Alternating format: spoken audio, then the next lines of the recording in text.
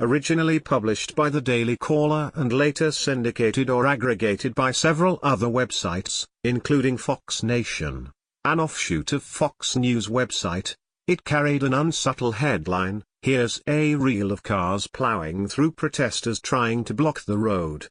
Embedded in the article was a minute-and-a-half-long video showing one vehicle after another driving through demonstrations. The footage was set to a cover of Ludacris' Move Bitch.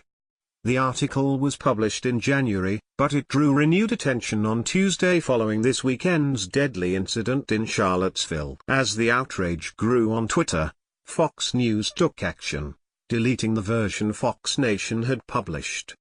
"The item was inappropriate and we've taken it down. We regret posting it in January," Noah Koch, the editor-in-chief of Fox News Digital, said in a statement provided to CNmoney.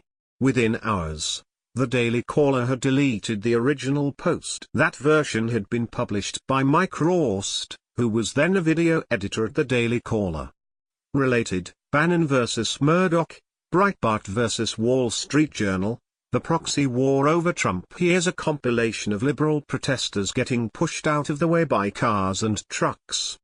Study the technique. It may prove useful in the next 4 years, Rost wrote.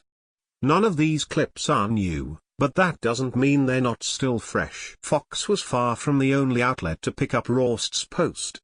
Smaller conservative sites like Right Wing News and Conservative Post also published the video, and with glee. There's precedent for this type of rhetoric in conservative media. In fact, Rost isn't even the first one at his outlet to endorse driving over protesters. Related, what if the pro-Trump media abandons Trump? When thousands of demonstrators gathered Washington, D.C., in March to protest the Dakota Access Pipeline, Daily Caller editor Katie Freites said on Twitter, "I wonder how many #Native Nations Rise #NoDAPL protesters I could run over before I got arrested #STU to my way." Glenn Reynolds, a conservative columnist and the proprietor of the blog Instapundit, was briefly suspended by Twitter last year for his own tweet encouraging drivers to run over protesters in North Carolina. Lawmakers in several states have proposed laws this year intended to ease the liability for drivers who hit protesters.